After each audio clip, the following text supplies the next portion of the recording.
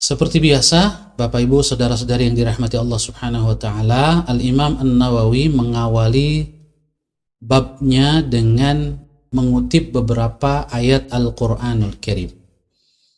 Qala al-Imam An-Nawawi rahimahullahu taala wa nafa'ana bihi wa bi'ulumihi fid dharain. Berkata Al-Imam An-Nawawi, qala Allah taala, Allah Subhanahu wa taala telah berfirman, a'udzu billahi minasyaitonir rajim. Bismillahirrahmanirrahim. Alam ya'ni lilladzina amanu an takhsha'a qulubuhum li dzikrillah wa ma nazala minal haqqi wa la yakunu kalladzina utul kitaba min qablu fatala 'alaihimul amadu faqasat qulubuhum. Kurang lebih terjemahannya, belumkah tiba saatnya bagi orang-orang yang beriman untuk khusyuk hati mereka mengingat Allah, dan khusyuk hati mereka berinteraksi dengan apa yang telah diturunkan oleh Allah berupa kebenaran, yaitu Al-Qur'anul Karim. Dan janganlah mereka seperti orang-orang yang telah diberi Alkitab sebelum mereka. Fatala alaihimul amadu, di mana waktu berjalan sekian lama sepeninggal nabi-nabi mereka, faqasat qulubuhum, lalu hati mereka pun mengeras. Surat Al-Hadid ayat 16. Wa qala ta'ala, dan Allah Subhanahu wa taala berfirman, ini di tengah ayat dari surat Al-Hadid ayat 27. وَقَفَّيْنَا بِعِيسَى بْنِ مَرْيَمَ وَآتَيْنَاهُ الْإِنْجِيلَ وَجَعَلْنَا فِي قُلُوبِ الَّذِينَ اتَّبَعُوهُ رَأْفَةً وَرَحْمَةً وَرَهْبَانِيَّةً ابْتَدَعُوهَا مَا كَتَبْنَاهَا عَلَيْهِمْ إِلَّا ابْتِغَاءَ رِضْوَانِ اللَّهِ فَمَا رَعَوْهَا حَقَّ رِعَايَتِهَا. Dan kami mengutus para nabi dan para rasul itu kemudian dengan Nabi Isa alaihissalam, Isa putra Maryam. Wa atainahul Injil, dan kami berikan kepadanya kitab Injil, dan kami jadikan di dalam hati orang-orang yang mengikuti beliau, mengikuti Nabi Isa alaihissalam, ra'fah wa rahmah, rasa kasih dan sayang. Wa rahbaniyatan ibtada'uha, dan ada sikap rohbaniyah, kerahiban yang mereka ada-adakan sendiri, kata Allah. Ma katabnaha alaihim, kami tidak pernah menetapkannya atas mereka, tidak pernah mewajibkannya atas mereka. Illa btigha'a ridwanillah, mereka melakukan itu, mengadakan yang mereka sebut dengan rohbaniyah, kerahiban, semata-mata mereka mengharapkan ridho Allah. Tapi ternyata fama ra'auha haqqa ri'ayatiha, mereka tidak memperhatikannya setelah itu dengan perhatian yang sebenar-benarnya. Mereka tidak menjaganya dengan penjagaan yang sebenar-benarnya.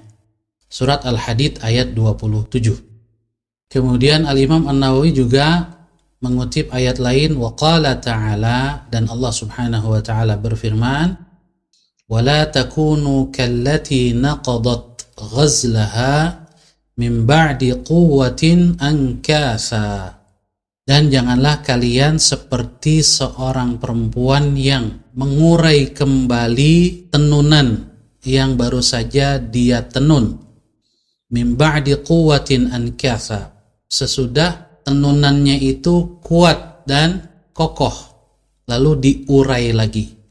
Surat An-Nahl ayat 92. Kemudian yang terakhir, wa qala ta'ala, dan Allah Subhanahu wa taala berfirman, wa'bud rabbaka hatta ya'tiyakal yaqin, dan beribadahlah, sembahlah Tuhanmu hingga datang kepadamu keyakinan, yaitu kematian. Yang dimaksud dengan al-yaqin yaitu al-maut. Surat Al-Hijr ayat 99. Bapak Ibu, saudara-saudari yang dirahmati Allah Subhanahu wa taala, Kita lihat beberapa kata atau makna kata yang ada di dalam ayat-ayat tadi. Yang pertama, Allah berfirman, alam ya'ni, belumkah tiba saatnya. Ya'ni artinya adalah yahin, belumkah tiba saatnya, lilladzina amanu, bagi orang-orang yang beriman. Nah, ayat ini unzilat fi sya'nis sahabati lamma aktsarul mizah, diturunkan oleh Allah Subhanahu wa taala terkait dengan para sahabat Rasul ketika mereka mulai banyak bercanda, banyak bergurau. Allah tegur, Allah berikan peringatan, jangan terlalu banyak bergurau dan lebih banyak mengingat Allah Subhanahu wa taala. Diingatkan untuk bisa khusyuk mengingat Allah. Artinya orang-orang yang terlalu banyak tertawa, berlebihan dalam bersenda gurau, salah satu dampak negatifnya adalah sulit untuk khusyuk mengingat Allah Subhanahu wa taala. Wa ma nazala minal haqq, belumkah tiba saatnya mereka untuk khusyuk ketika membaca dan mentadaburi Al-Qur'an, berinteraksi dengan kebenaran yang Allah turunkan kepada mereka, yaitu Al-Qur'anul Karim. Wala yakunu kalladzina utul kitab, janganlah mereka seperti orang-orang yang telah diberi Alkitab sebelum mereka, yaitu al-Yahud wan Nasara, orang-orang Yahudi dan orang-orang Nasrani. Mengapa Allah melarang kita seperti mereka? Karena yang terjadi pada mereka adalah fatala alaihimul amadu faqasat qulubuhum, berlalu az-zaman bainahum wa baina anbiya'ihim, saking panjangnya masa antara mereka, jaraknya dengan nabi-nabi mereka. Jadi sepeninggal nabi mereka, mereka tidak memperhatikan agama, tidak memperhatikan keimanan, tidak memperhatikan hati mereka. Faqasat qulubuhum, tenggelam dalam kelalaian, akhirnya hati mereka menjadi kesat atau keras. Lam talin li dzikrillahi ta'ala, tidak lembut, tidak bisa tersentuh ketika mengingat Allah, ketika berzikir kepada Allah Subhanahu wa ta'ala. Nah, kita diperingatkan agar jangan seperti itu. Artinya yang menyebabkan bisa kesat hati kita atau keras hati kita adalah ketika kita meninggalkan ketaatan kepada Allah, di mana orang-orang Yahudi dan Nasrani, umat nabi-nabi terdahulu ini, ketika berada bersama nabi mereka, mereka melakukan ketaatan, tapi ketika nabi-nabi mereka sudah wafat, mereka tidak lagi melakukan ketaatan, berhenti dari beramal soleh, tidak menjaga kebaikan-kebaikan mereka, dan itulah yang menyebabkan hati menjadi keras.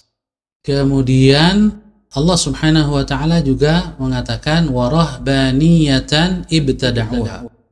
Bacanya kalau dalam tilawah warahbaniyatan ibtada'uha, ada nunul wiqayah di situ, dan ada sikap kerahiban yang mereka ada-adakan. Ini maksud dengan sikap kerahiban ini, di dalam kitab Dalilul Falihin disebutkan hiya rafdun nisa, yaitu tidak mau menikah, sikap membujang atau menjadi gadis selama-lamanya, tidak mau menikah. Wattikhadus sawami', dan tinggal selamanya di biara-biara, menjadi biarawan atau biarawati. Nah, ini namanya rahbaniyah. Kata Allah, ibtada'uha, mereka lah yang mengada-ngadakan itu, mereka sendiri. Ma katabnaha alaihim, kami tidak pernah mewajibkan itu kepada mereka.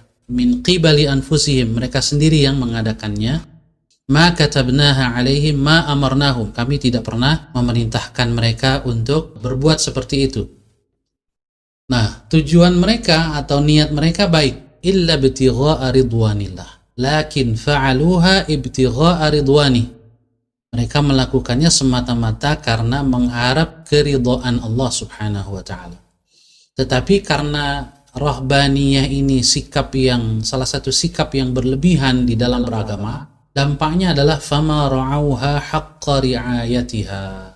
Mereka sendiri tidak mampu menjaganya dengan sebenar-benar penjagaan, tidak mampu konsisten dengannya. Jadi banyak sekali pelanggaran-pelanggaran, terjadi penyimpangan seksual di internal para biarawan dan biarawati misalnya. إذ تركها كثير منهم وكفروا بدين Isa. Banyak atau mayoritas di antara mereka justru melanggar. Bahkan ada yang sampai kafaru bidini Isa. Berdampak pada kekafiran, pengingkaran terhadap agama yang dibawa oleh Nabi Isa alaihissalam. Wa dakhalu fi dini malikihim. Dan justru mereka dalam sejarah tercatat masuk ke dalam agama raja mereka atau penguasa yang menjajah mereka. Dalam hal ini ajaran agama Kristen kemudian terpengaruh dengan doktrin Kaisar. Jadi ajaran Nasrani menjadi berubah karena mengikuti raja atau Kaisar Romawi.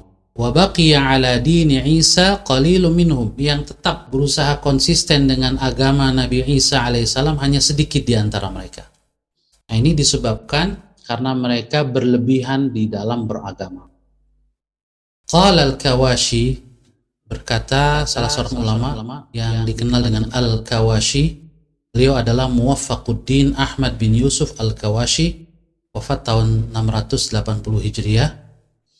Beliau mengatakan fil ayati, di dalam ayat ini tanbihul mu'minin, ada peringatan, penyadaran kepada orang-orang beriman umat Rasulullah sallallahu alaihi wasallam ala anna man awjaba ala nafsihi syai'an lam yakun wajiban alaihi lazimahu itmamuhu wala yatrukuhu, bahwasanya siapa yang mewajibkan kepada dirinya, mewajibkan sesuatu kepada dirinya sendiri meskipun tidak diwajibkan oleh Allah, dalam artian bernazar untuk melakukan sesuatu, maka menjadi wajib baginya untuk melaksanakannya dan tidak boleh meninggalkannya.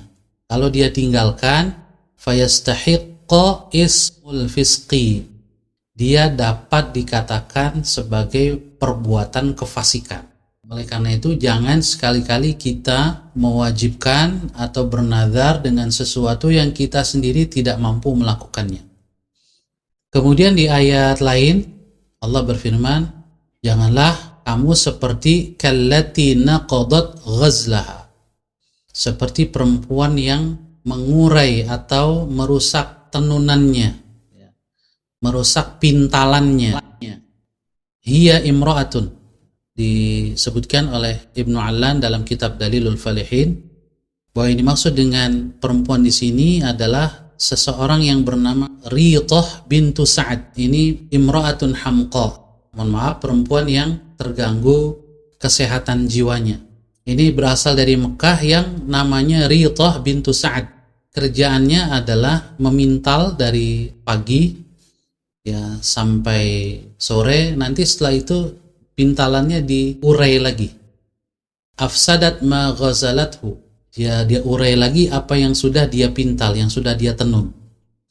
Nah, ini Allah jadikan sebagai perumpamaan orang yang sebelumnya melakukan amal soleh, melakukan kebaikan, kemudian dia tinggalkan. Bahkan apabila na'udzubillah min dzalik, dia berubah menjadi orang yang berbuat maksiat, meninggalkan sama sekali kebaikan yang ada pada dirinya, seolah-olah tidak berbekas. Min ba'di quwwatin ankatha, padahal hasil tenunan itu sudah baik dan sudah kuat.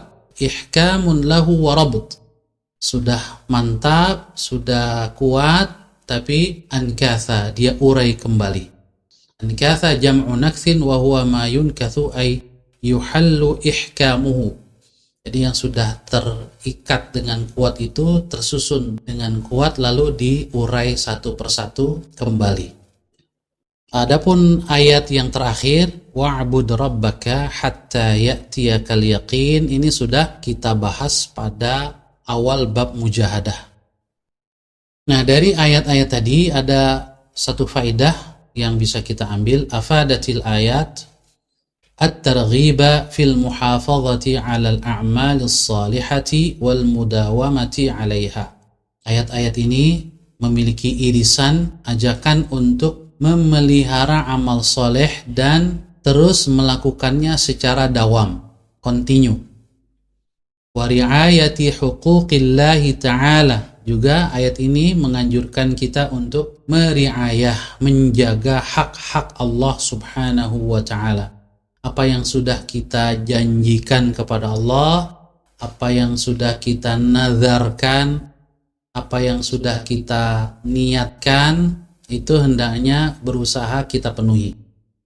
Wal qiyami bi'ibadatihi hatta al-maut, dan juga kita hendaknya melakukan penghambaan kepada Allah, beribadah kepadanya sampai kematian menjemput kita. Itulah makna hatta ya'tiyakal yaqin, sampai datang kepadamu al-yaqin. Yang dimaksud dengan al-yaqin adalah al-maut al-mutayaqqanu wuqu'uhu, kematian. Kenapa? Karena kematian itu datangnya adalah pasti. Kedatangannya itu pasti, meyakinkan.